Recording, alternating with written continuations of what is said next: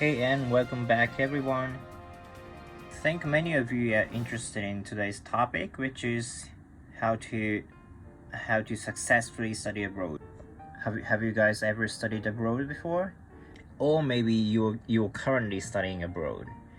So yeah, today's topic is very important because this applies to so many language learners, and to study abroad and also to study abroad you need to spend a lot of money.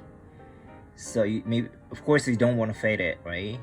And of course you want to improve your language proficiency as much as possible. So I hope today's video helps you study abroad and improve your language proficiency as much as possible. Okay, so let me tell you the conclusion first. The most important thing you need to do is to use the target language alone. So I mean, don't translate. That's the most important thing. So what is the reason you study abroad? Why do people study abroad? Of course, to improve their language proficiency and to, I don't know, it depends on the person, but maybe to learn the culture of the country, or but I believe one of the reasons that apply to everyone is to improve their language proficiency, right? And so why does studying abroad help you improve your language proficiency? Because this is actually about how human beings adapt to places or environments. So I mean, a language is something that human beings need to live, right? So for example, if you live in the US, you need to be able to speak English or maybe some other main languages that are spoken in the places where you live. It's like your brain needs to acquire the language to live. So what do you need to do when you're trying to acquire a second language? So second language usually is not as important as your first language, right? So that's why you study abroad, and as a result that your second language will become very, very important for you, and your brain kind of has to adapt to the environment. So kind of you're forcing yourself to acquire a new language to live in a new place, right? So that's the point.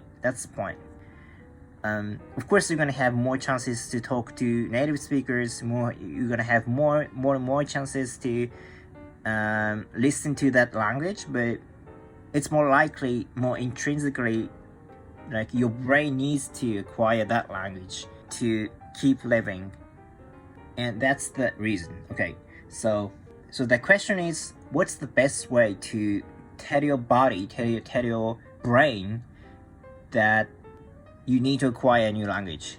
Yeah. So how would you tell your brain that acquiring a new language is very important for you? So imagine you are studying abroad now, but what if you kept using your native language? Okay, for example, by joining a community of native speakers of your native language.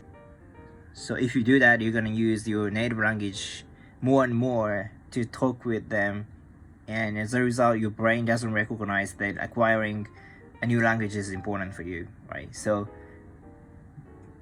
don't do that. That's one of the things that people who don't successfully study abroad do. Like when you're studying abroad, you need to immerse yourself in that language. Of course you need to do that in when any time, I mean including when you are in the country where you're born, of course. But so by studying abroad, your brain tries to adapt to that environment, but using your native language helps something completely opposite happen. I mean, it decreases the effect of immersing yourself in your target language, right? Also using, for example, vocabulary books or bilingual vocabulary books or bilingual grammar books is the same thing. As long as you can understand something by using your native language, your brain doesn't recognize it's important to acquire a new language because you don't need it, right? You don't need it. That's the point. Okay, so to sum up, if you want to successfully study abroad, tell your brain it's important to acquire your second language. Don't use the native languages. Avoid using it as much as possible. So sometimes maybe you want to contact the family in your country, but try not to do that as much as possible. Of course, maybe you need to do it sometimes, but just don't do that so often. So don't do that for a long time. Just tell them you don't want to use your native language in the country you're going to study abroad, or your friends as well. Maybe sometimes you want to contact your friends in native language, but try not to do that and avoid it as much as possible. Of course, again, sometimes you need to do that, but it's not a very good thing to acquire a second language. So instead of that, try making new friends in the country you're going to study abroad, and especially who don't speak your native language but only speak your target language. So that's the conclusion. So also you need to realize that usually human beings don't improve some certain ability so quick. Usually it takes some time to improve something. Have you seen a learning curve before? Like the learning curve, your ability first doesn't change for a while, and sometimes it suddenly goes up, and also it becomes stable again, and it will increase again or something like that. Okay, so just be patient, right?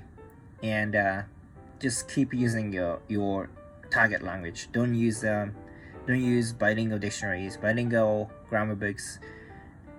Try not to contact in your native language as much as possible, and I hope you become a successful learner in studying abroad. Alright, thank you very much. If you have any questions, please let me know in the comment section. And if this video is helpful for you, don't forget to give me a big thumbs up, and don't forget to subscribe to my channel. I will keep posting videos about language acquisition, and I believe they'll be helpful for you too. Alright, thank you very much for watching today, and see you all in the next one. Bye.